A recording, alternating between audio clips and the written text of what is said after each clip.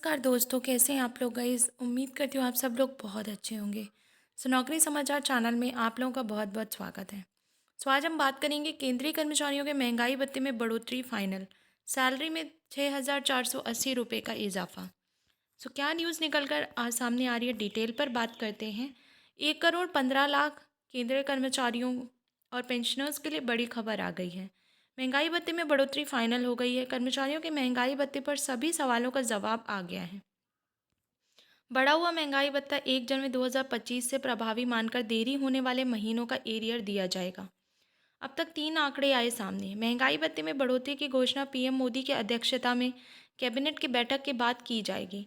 इसमें कर्मचारियों के लिए महंगाई भत्ते और महंगाई राहत पर बड़ा फैसला होगा। वहीं अब तक महंगाई भत्ते में बढ़ोतरी को लेकर 3 आंकड़े सामने आए हैं। बढ़ोतरी 2%, 3% या 4% होने की रिपोर्ट सामने आई, लेकिन अब बढ़ोतरी फाइनल हो गई है।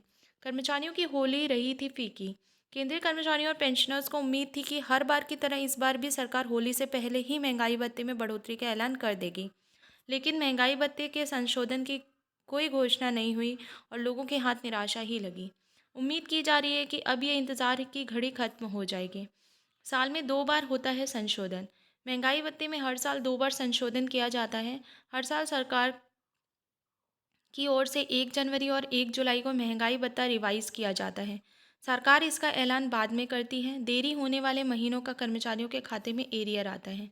महंगाई भत्ते में कितनी होगी वृद्धि? कर्मचारियों के महंगाई भत्ते में वृद्धि फाइनल हो गई है।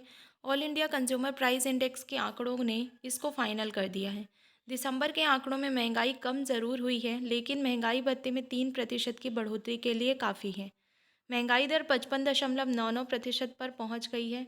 इसे 0.50 से ऊपर होने पर बड़ा अंक ही काउंट किया जाता है, यानी कि महंगाई भत्ता 56% हो जाएगा। पिछले साल भी 3% की हुई थी बढ़ोतरी। महंगाई भत्ते के आंकड़े हर 6 माह में संशोधित किए जाते हैं। अंतिम बढ़ोतरी अक्टूबर 2024 में की गई थी। उस समय महंगाई भत्ता 50% से 3% बढ़कर 53% पर पहुंच गया था।